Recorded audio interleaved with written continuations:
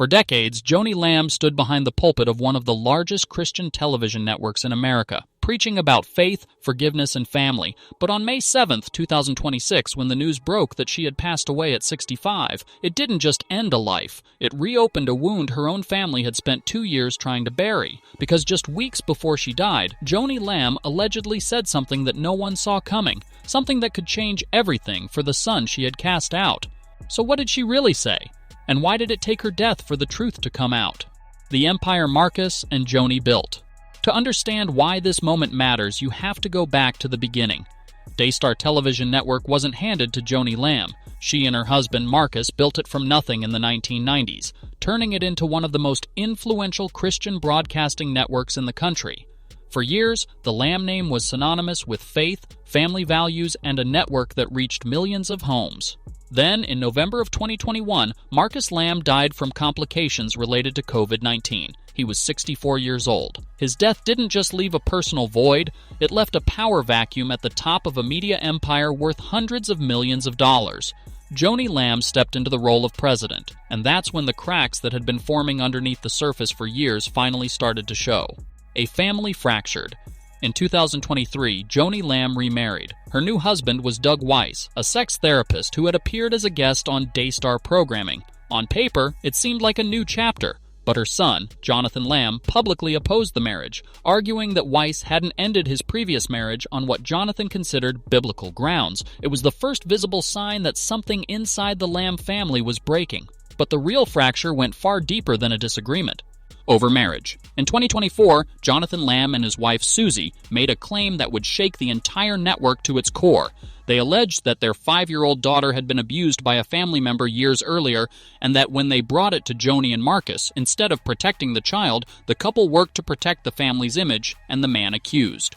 According to Jonathan and Susie, the incident took place in 2021 during a Daystar executive retreat in Florida. They say they reported what happened to police the same day. The case was closed shortly after because their daughter wouldn't speak to investigators, but it didn't stay closed. In February of 2024, the case was reopened, and it was eventually investigated by police in Colleyville, Texas. The fallout.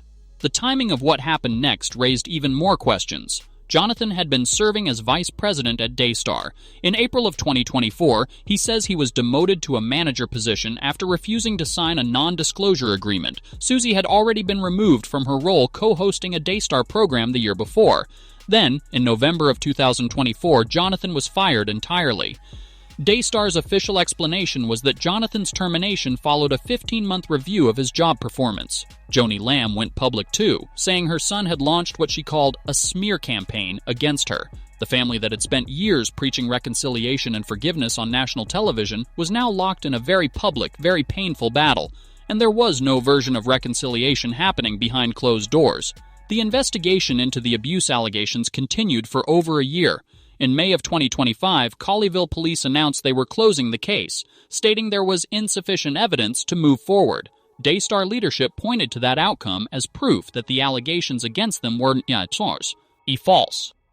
Jonathan and Susie saw it differently. Susie said publicly that when their daughter was ready to speak, the case could be reopened again. Until then, she said, they would wait and trust. Meanwhile, the rest of the Lamb family didn't stay neutral. Jonathan's sisters, Rachel and Rebecca, both remained at Daystar, working alongside their mother. Their husbands worked there too. What started as a private family crisis had turned into a very public split, with one side of the family standing behind Joni and the other standing completely outside the network they helped build. Even outside the family, the ripple effects were real. Some of the biggest names in Christian broadcasting began quietly distancing themselves from Daystar as the allegations became public. For a network built on trust and faith, the damage to its reputation was already done, regardless of how the legal case ended. A death that changed everything. Then came May 7, 2026. Daystar announced that Joni Lamb had passed away after a period of declining health compounded by a recent back injury. She was 65. The official statement from the network's board praised her legacy and her decades of ministry work. On the surface, it read like any other tribute to a founder who had passed. But almost immediately, something else surfaced, something that nobody expected.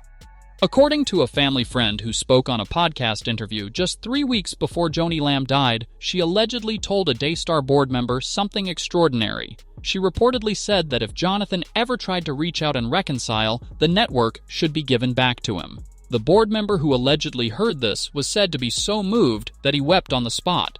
If true, this single statement complicates everything the public thought they understood about this family's story. For 2 years, the narrative had been that Joni Lamb stood firmly behind her decision to fire her son, firmly denied any cover-up, and firmly sided with the family members who remained loyal to her. But this alleged deathbed wish suggests something far more complicated was happening underneath. A mother who, even after everything, may have wanted the door left open for her son to come home. The problem is, that door didn't stay open for long. According to the same report, when Jonathan and Susie expressed a desire to reconcile with his sisters after Joni's death, the response from the rest of the family was reportedly not welcoming. And the board member who allegedly heard Joni's final wish has since declined to tell Jonathan and Susie exactly what was said in that final conversation with his mother. What this means now. So where does that leave things? Jonathan and Susie never got their answer while Joni was alive. The police investigation closed without charges, and now the one person who could have explained her true intentions is gone, leaving behind only second-hand accounts of what she allegedly wanted. Despite everything, when the news of Joni's death broke, Susie posted a tribute online, sharing memories of trips they once took together and moments they shared before everything fell apart. It was a reminder that underneath the headlines, the lawsuits, and the public statements, this was still a family, one that had loved each other before it became something the whole country was watching unfold. What remains unresolved is whether Joni Lamb's alleged final wish will mean anything now that she's no longer here to enforce it. Will Daystar's leadership honor what she reportedly wanted, or will the empire she and Marcus built stay firmly in the hands of the family members who remained by her side until the end? For a network that spent decades preaching about grace, forgiveness, and second chances, the biggest test of those values may be happening right now, after the cameras have stopped rolling and the woman at the center of it all is no longer here to guide the outcome. What do you think really happened? In that final conversation, do you believe Joni Lamb truly wanted her son back in the family business? Or is there more to this story than what's being said? Let us know your thoughts in the comments below, and don't forget to like and subscribe for more updates as this story continues to develop.